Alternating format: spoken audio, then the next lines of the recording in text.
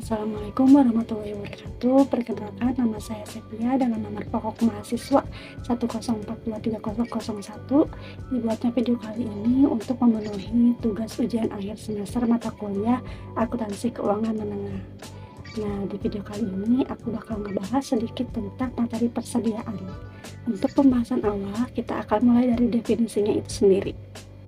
Nah, persediaan itu apa sih?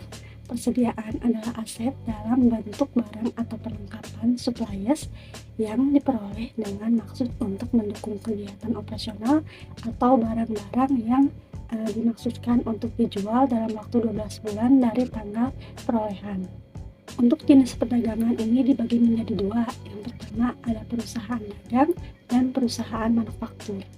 Nah, persediaan di perusahaan dagang berupa barang yang dibeli dengan tujuan untuk langsung dijual.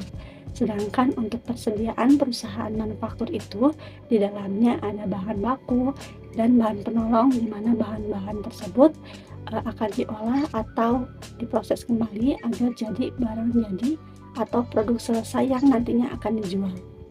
Nah, kapan persediaan ini diakui? Persediaan diakui sebagai aset dalam laporan keuangan aset barang diterima atau hak kepemimpinannya berpindah dari penjual ke pembeli.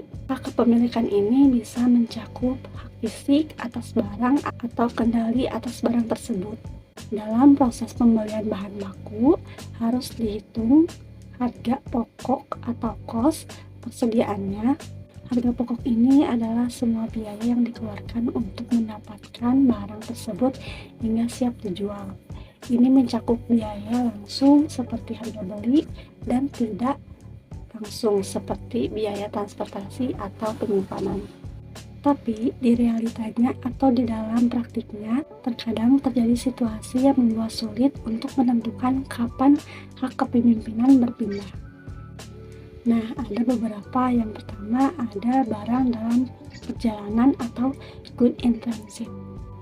Barang sedang dalam proses pengiriman dari penjual ke pembeli, penentuan hak kepemilikan bertanggung jawab pada perjanjian pengiriman. Nah, perjanjiannya ini sesuai mereka pilih yang mana nih? Apakah FOB shipping point atau enggak FOB destination?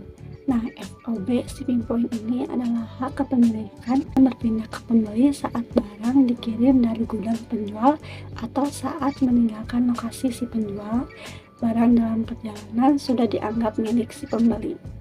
Kalau untuk FOB destination, ini hak kepemilikan baru berpindah ke pembeli saat barang sampai di lokasi pembeli. Nah, barang dalam perjalanan masih menjadi pemilik si penjual. Lalu, situasi yang selanjutnya ada situasi ketika barang yang dipisahkan. Barang yang telah dipesan oleh si pembeli lalu dipisahkan dan disiapkan oleh penjual tetapi belum diambil atau dikirim. Dalam hal ini, jika barang telah diidentifikasikan khusus untuk pembeli dan tidak bisa dijual ke pihak lain, hak kepemilikan seringkali sudah dianggap berpindah ke pembeli. Jika belum ada perjanjian seperti itu, kepemilikan masih ada pada penjual. Lalu situasi selanjutnya, barang konsinyasi. Barang yang dititipkan oleh pemilik atau konsinyur kepada pihak lain atau konsinyi untuk dijual. Dalam situasi ini, hak kepemilikan atas barang tetap berada pada konsinyur sampai barang tersebut berhasil terjual.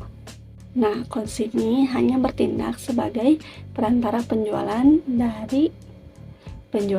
dan tidak memiliki barang tersebut. Lalu situasi yang terakhir ada barang angsuran.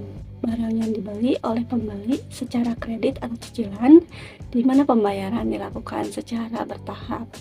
Hak kepemilikan dapat tergantung pada perjanjian. Bisa saja kepemilikan langsung berpindah jika perjanjian menyatakan barang langsung menjadi milik pembeli meskipun pembayaran belum selesai. Atau misal kepemilikannya tertunda jika si penjualnya ini tetap memegang hak kepemilikan hingga pembayaran selesai. Dalam kasus ini, barang secara hukum masih menjadi milik si penjual. Lalu, biaya yang terdapat di dalam persediaan ini ada 3. Yang pertama ada biaya perolehan, biaya standar, dan biaya terakhir yaitu nilai wajar. Kita bahas yang pertama, biaya perolehan. Biaya perolehan adalah semua pengeluaran yang dikeluarkan untuk memperoleh barang hingga barang tersebut siap dijual atau digunakan. Contohnya seperti harga beli barang, biaya tambahan seperti transportasi atau break-in, bea cukai atau biaya penyimpanan selama proses pengadaan. Lalu yang kedua ada biaya standar atau standar cost. Definisi dari biaya standar adalah estimasi biaya yang ditentukan sebelumnya berdasarkan ekspektasi biaya normal untuk menghasilkan atau membeli barang. Lalu yang terakhir ada nilai wajar atau fair value. Nilai wajar adalah nilai yang mencerminkan harga yang wajar untuk menukar barang antara pembeli dan penjual dalam kondisi pasar yang normal. Dalam pencatatan persediaan, kita bisa menggunakannya dengan dua metode. Yang pertama ada metode perpetual, di mana metode ini melakukan pencatatannya setiap kali ada mutasi atau transaksi yang terjadi. Hal ini dilakukan agar kita dapat terus mengetahui berapa saldo persediaan yang ada di perusahaan kita. Lalu metode yang kedua ada metode periodik. Metode ini melakukan pencatatan baik nilai jumlah dan nilai persediaan akhir hanya dihitung dan diperbarui pada akhir periode akuntansi tertentu, misalnya seperti bulanan, kuartil, atau tahunan.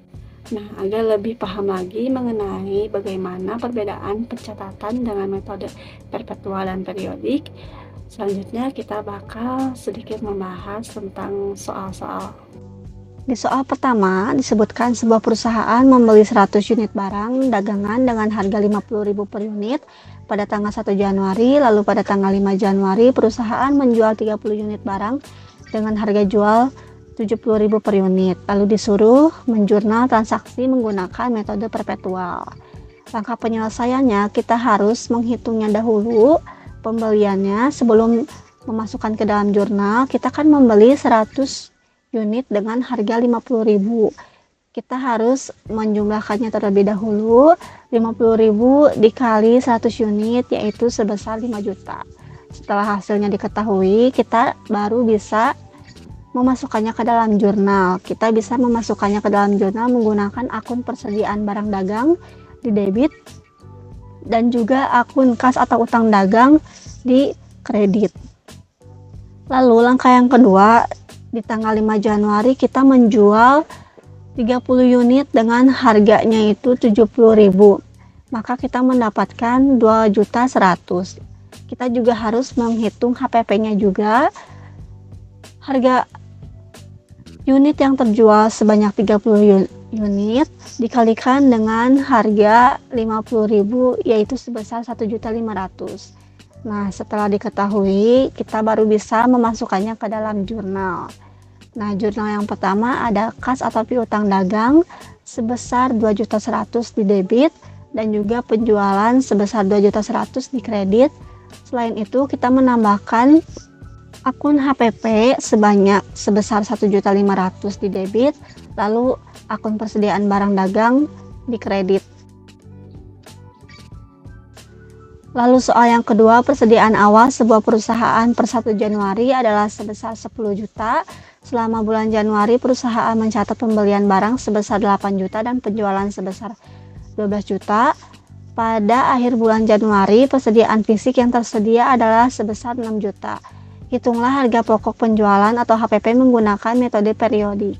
Untuk menjawabnya, kita hanya perlu menggunakan rumusnya saja. Untuk rumus HPP tersendiri itu adalah persediaan awal ditambah pembelian lalu dikurangi persediaan akhir. Ini kan kita sudah mengetahui berapa jumlah persediaan awalnya, pembeliannya, dan persediaan akhirnya. Kita hanya tinggal memasukkannya saja, maka HPP sama dengan 10 juta ditambah 8 juta dikurangi 6 juta sama dengan 12 juta. Jadi HPP perusahaan pada bulan Januari adalah 12 juta. Nah, mungkin itu saja pembahasan kali ini. Mohon maaf bila ada salah kata atau penyampaian materi. Wassalamualaikum warahmatullahi wabarakatuh.